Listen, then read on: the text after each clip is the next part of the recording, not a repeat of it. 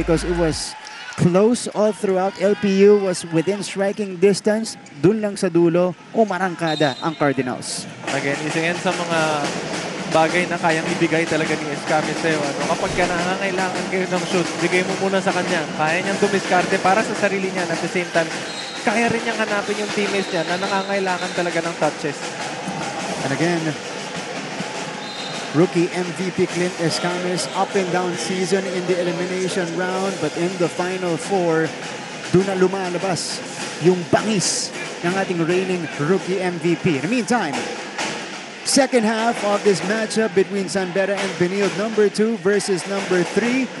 Again, Benilde with a win here. That will take them back to the promised land, to the finals against Mapua. San Beda needs this win badly, though, to extend their season, as RC Kalimag knocks down his first shot of the second half. So, Prince, let's go to the Red Lions here. This is an almost insurmountable lead. How do they get back in this one? You know, Martin, the basic thing na pwede nilang gawin is to be patient and, to take this game one possession at a time.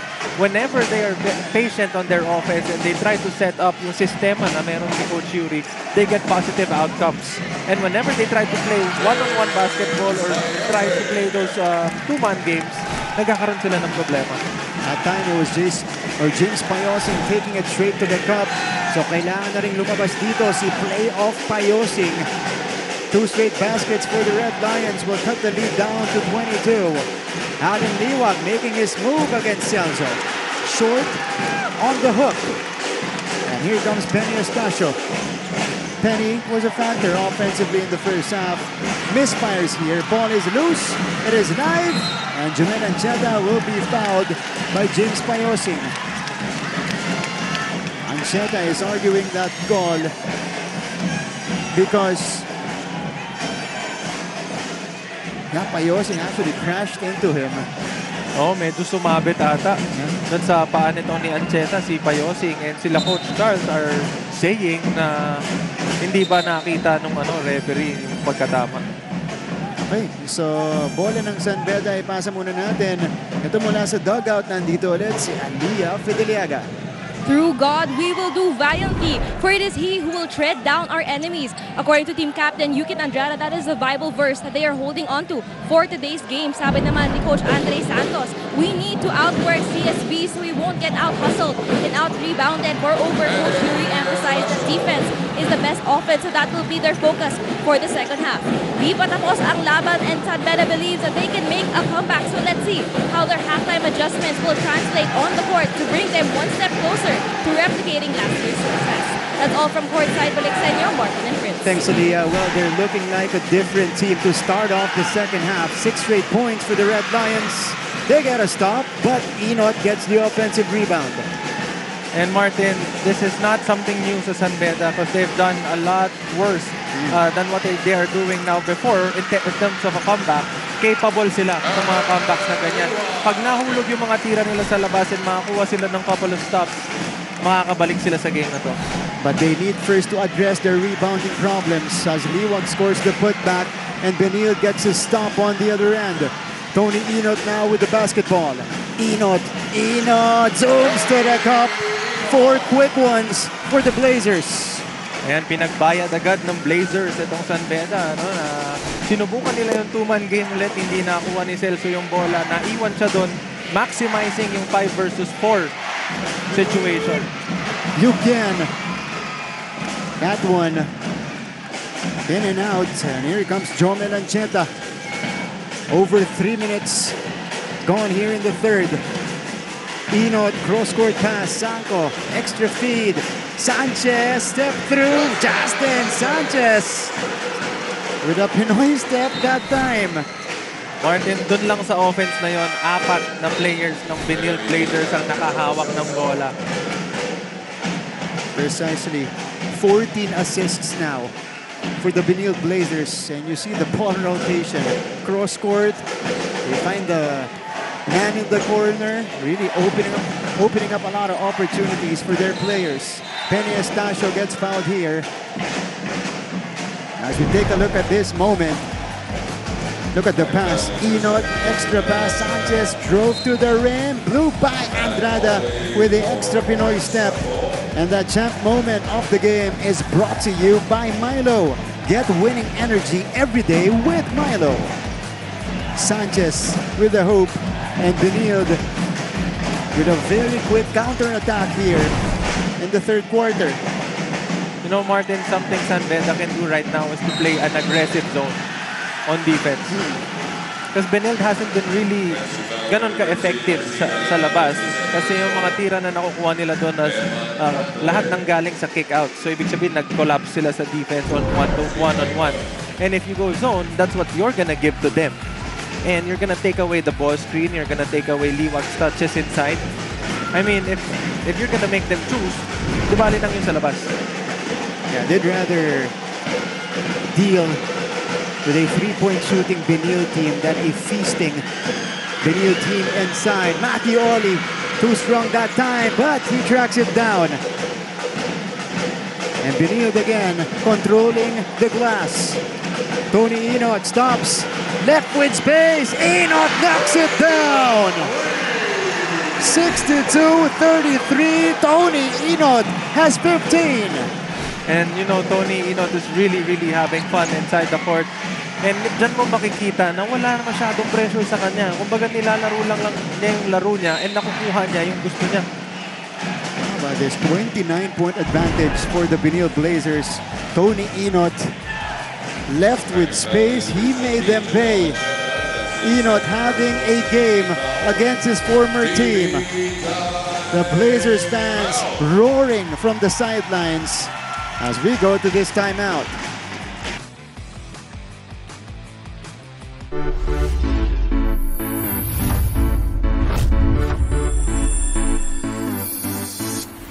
Hello mga kapuso at mga ka-NCAA. Ako po si Yen Supan, isa sa mga courtside reporters ng NCAA Season 100 at nandito tayo ngayon sa Ayala Malls, Manila Bay para sa opening ceremony ng NCAA Season 100 Chess Tournament hosted by De La Salle College of St. Benilde.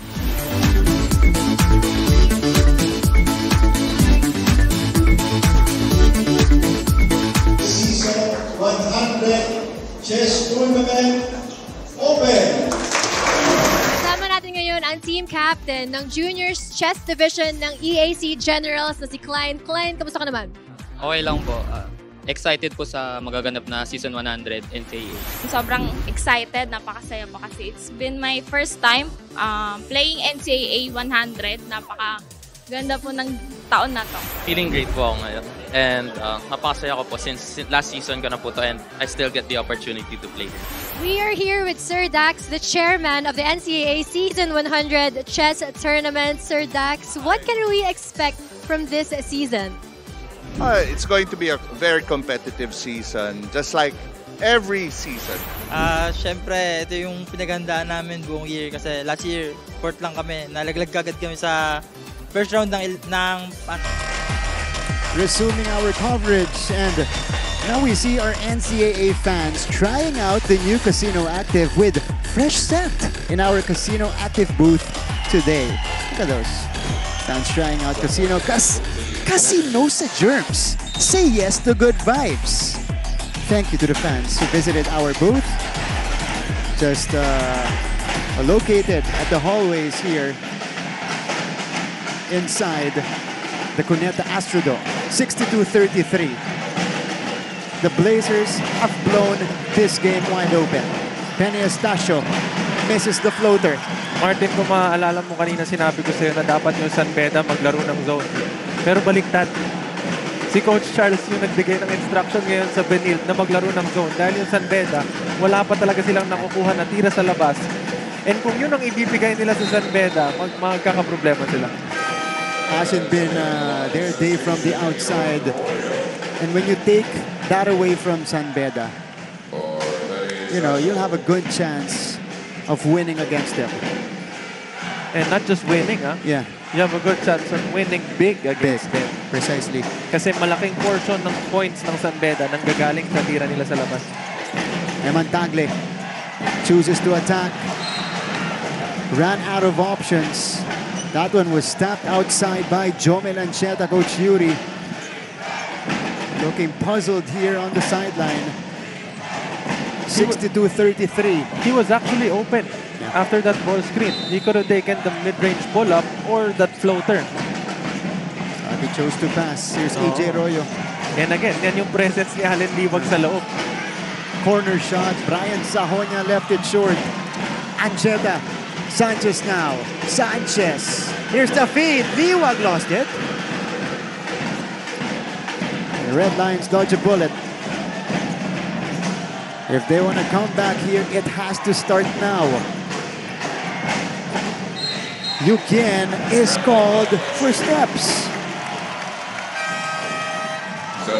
Things aren't going their way, Martin. Start of the first quarter, second quarter ngayon. Wala. Nahihirapan talaga sila dito sa game na to. Kumbaga, kahit anong gawin nila, kahit anong changes ginagawa nila, parang wala talaga. Nagumagana. And again, no Jumel Puno today for the San Beda Red Lions. Out with that ankle injury he sustained against San Sebastian in the final game of the elimination round. And they're missing him badly here. His inside presence, his slashing. And Jumel Ancheta misses that one badly. AJ Royo now scans the floor. Royo. He has the switch against Liwag. Sajonia sends it out. Royo, good close by Inod. But here's Royo, bothered by Liwag. At umapak sa linya. Itong si Eman Tagle. That's excellent defense played by Benilde. Napakaganda panoorin itong Benilde Blazers ngayon, both on offense and on defense. Lahat ng gusto nila or lahat ng hinahanap nila, parang napakadali para sa kanila na makuha. You just saw Jomel Puno in street clothes. Again, not playing, did not even practice this past week. So he's going to be out for San Beda here. And could be their final game of the season. Inot misses. Royo. Sajonia. Tagle. Back to Sajonia for three. Too strong that time. And Tony Inot will be called for this one. Martin, if I'm gonna ask you right now, what can you say about that particular offense? Tagle giving up a wide open shot. I thought he had a shot already. Kasi nung bumalik kay Sajonia, pa-close out na yung player sa kanya. So, na-bother na yung tira. Na-alter na yung shot nito ni Brian Sajonia. So, Tagle could have taken that shot. And you know, that's the positive thing na ginawa ng Benilde the whole game. Ano? During the beginning of this game, they've been closing out really hard dito sa mga players ng San Beda to instill in their heads na hindi mo pwedeng itira yan, atakihin mo na lang. And now, they're not even closing out that hard. San Beda giving up those open threes para ipasa nila yung bola. Ngayon, napapaganda pa sa Benilde kasi nakaka-recover sila. So, not just the game on the floor, pero yung mind battles, napapalano na rin itong Benilde Blazers. 62-35 now. After the score by AJ Royo, Liwag picks up his dribble. Contested by Lina. Ito na si AJ Royo. RC Kalimag chooses to drive, sidestep. Doesn't get the bounce, but he'll get two at the free throw line. So 2:58 to go. Red Lions trying to regroup here. This is an unfamiliar combination for Coach Yuri Escueta as we go to our mandatory timeout. Under 3 minutes remaining.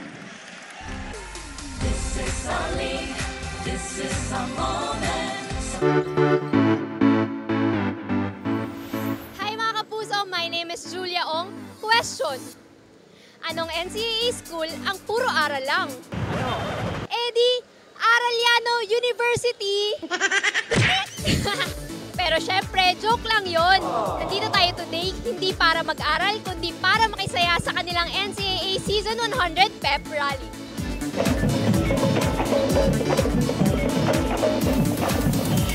Masaya yung pep rally naganap dito sa Arellano ngayon. And medyo umulan pero for us, it's a blessing eh. Ang daming mga dreamers dito sa Arellano and it was a privilege seeing them really sing their heart out.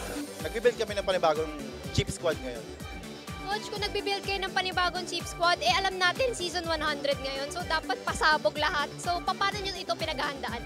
Yes, of course. Pero hindi naman kami papahuli, syempre. Hindi naman sa mayabang, ha. Tatrabahuin namin, syempre. Ano ba, mas nakakababa yung performance mo kanina o yung paparating na games natin sa NCAA? Para sa akin, yung performance kanina, mas kinabahan kami doon kaysa sa NCAA kasi prepared yung buong team. Mag-ready po kayo sa team namin this season. And then supportan niyo po kaming Arellano para makita niyo po kung ano mapapakita namin po. Heart, medyo di kami satisfied sa kanina kasi ba't sa likod ka pumesto para sa sayaw nyo?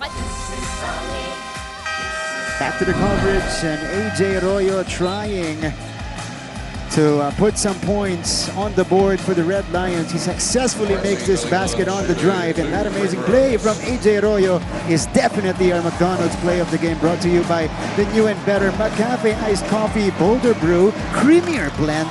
McDonald's, love ko to.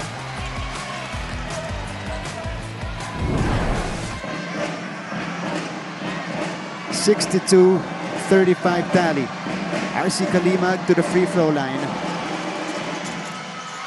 Misses both, but they get it back here. Yukian repositions at the corner, spins away, misses the floater, gets it back, spray, Tagle, wala pa rin. And Bonsalida collects another offensive board. AJ with a tap, AJ scores with the left hand, and the foul. You know, this is the type of energy na kakailangan nila. Si Bonsalida, again, ulitin ko sa inyo, medyo hindi siya nagagamit the past few games. But you know, whenever na nasa loob yan, makikita mo talaga and makukuha mo talaga sa kanya yung energy na kakailanganin ng bench ninyo and at the same time ng mga tao na nasa loob para ma-uplift yung morals. In that sequence, yeah. He took away the rim contest. Yes, and diba? you know, so, hindi masyado napapansin yan ng mga viewers natin, ano. Pero yung seal na ginawa ni Bonsalida sa loob, yun yung nakapagbigay kay Royo ng wide open na layup. And AJ Royo here is looking like the best player, at least in this game, for the Red Lions. He completes the three-point play. AJ Arroyo now with 9 points off the bench, 4 out of 5 shooting. Bright spot for Coach Yuri Escueta. And that's going to be a foul on AJ here as he tries to pressure Ian Torres. Oo, nakita yung split second na trinay niyang gamitin yung arm niya para mapabagal yung offense nito na yan. So Torres triggers this one in. Fomenta. Si Kalimag ang bumabantay. Back to Gabby. Sanchez puts it on the floor. Justin Sanchez gets the roll. Look how patient they run their offense. Kuha ni Cometa yung bola sa taas. Tumalikod lang siya. Sinabi niya, teka lang, set up muna natin yung offense natin. Huwag natin magmadali. Halika dito, setan mo ako ng ball screen. Hanapin natin yung kick out. Dive si Allen Liwag. Tendency is for the helper not to help sa Dumray. They got an easy basket. And this is now part of the growth of this already great Benil team. Oh, and syempre napakaganda din naman talaga ng pagko-coach nito ni Coach Charles. Allen Liwag, second serving, +1 for Allen Liwag, who now has 17 points in the game. Look at this, Sanchez putting this one on the floor, calmly sinks the floater. And on the next sequence, Mintis yung tira, but again, Benil controlling the glass. That is offensive rebound number 12 for them, and Liwag scores on the continuation as well. 67-38. So that's been the theme of the third quarter. Magrara ng San Beda ng konti, babalikan ng mabilis nitong Benil. Oh, at pagkatapos nilang balikan, dadagdagan pa nila. And you know, yan yung isang bagay talaga na nakukuha mo kapag with Coach Charles, knowing Coach Charles coaching career niya, syempre, yung mga players niya talagang nagbabuy-in sa sistema na binibigay niya. Naniniwala sila. And malaking bagay yun para sa isang coach. Kasi makikita mo naman kung ano talaga yung naging impact nun para sa kanila. And so far, they've been running their plays, their games very, very well.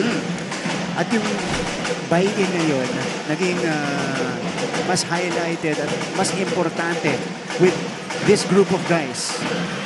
Because they each have their own personalities as Anton Eusebio adds on to Benilde scoring.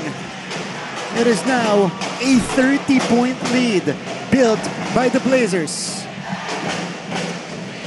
Royo running into trouble. Agaw ni Sanko, 2-on-1.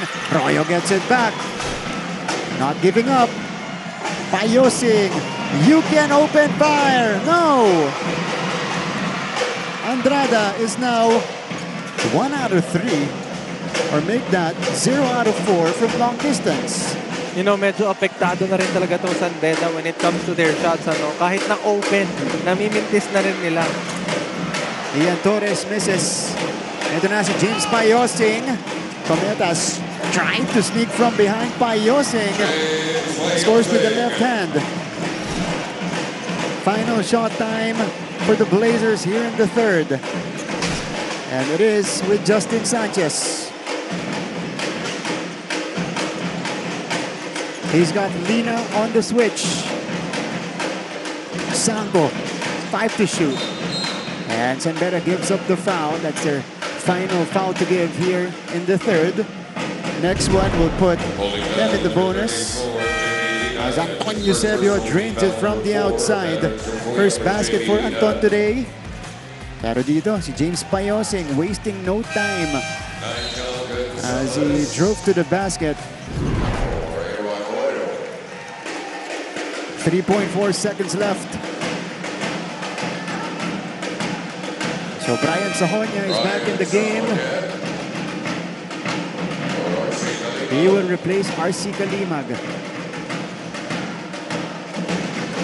Cap Cometa to Ian Torres. Back to Gabby here. He needs to fire. Blocked by Songkuya. That's how we will end the third quarter of this game. It is 70-42 in favor of the Blazers. Final chapter coming up next.